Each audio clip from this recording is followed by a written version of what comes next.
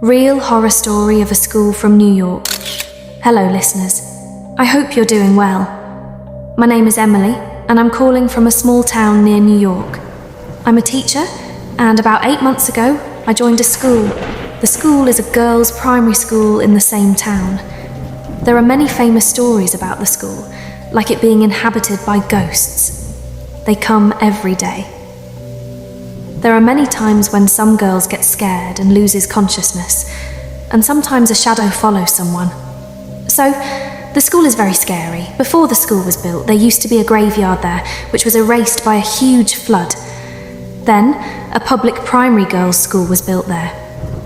Since I started going to the school, one room has been closed and no one goes there. I knew there was some issue in the school, but I didn't know why this one room was permanently closed. One day I asked a teacher who had been working there for almost 20 years why this room was closed. What she told me I'm going to share with you. The school building is very old and you have to go down 4 or 5 stairs just to get inside. It's much lower than the surrounding area because it's ancient. The room in question used to be a staff room. It's a big room with an attached washroom and even a kitchen. Inside the kitchen there's another small room, maybe for storing books or something else. Behind that room, there's a small alley with many large, dense trees. The window of that room opens into that alley, and no one goes into that room even during the day because it's believed to be haunted by ghosts. Now, listen up. There's this room that's like a total nightmare. If anyone even thinks about it, their heart skips a beat. There are 3 student bathrooms down the hallway from that room, and they're always closed too because they're said to be haunted. Crazy stuff happens there every single day. But what really blew everyone's mind was an incident that happened in that room. Let me take you back to around 1987 when a new principal came to our school. She was young and had just transferred from another city. It was tough for her because she had to commute daily. She didn't have anyone to stay with, and there were no hotels or hostels in the town. For a few days she commuted from her home, but it wasn't a sustainable solution.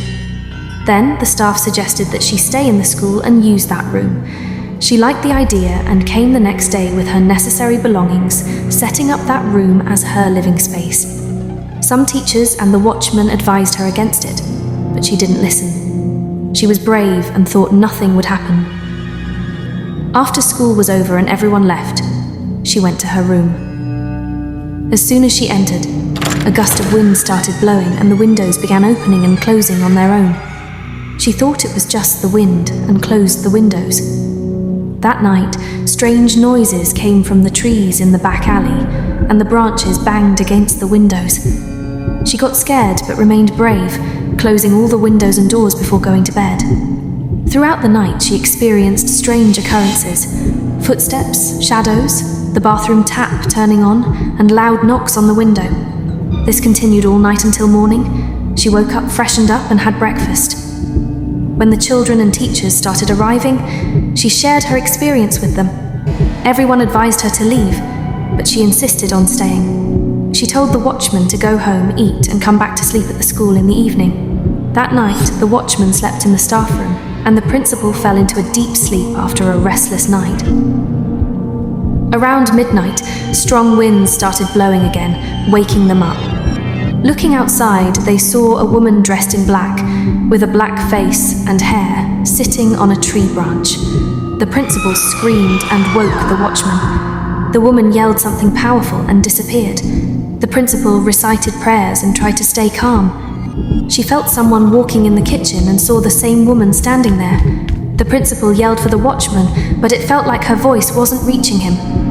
The woman told her to leave and never come back before disappearing. The principal turned on the light and sat trembling. When morning came, the children and teachers arrived, and she shared her experience again. The staff advised her to leave, but she stayed. That night, the principal told the watchman to sleep outside her room. The watchman set up his bed, and the principal fell asleep. In the morning, the watchman knocked on the principal's door, but there was no response. He called other teachers, and they banged on the door, but got no answer. They had to call the police. When the police broke the door, they found the principal hanging from the ceiling fan. No one knew what had happened to her that night. The room was locked up, and no one was allowed in. Since then, the school has been abandoned and no dares to even go.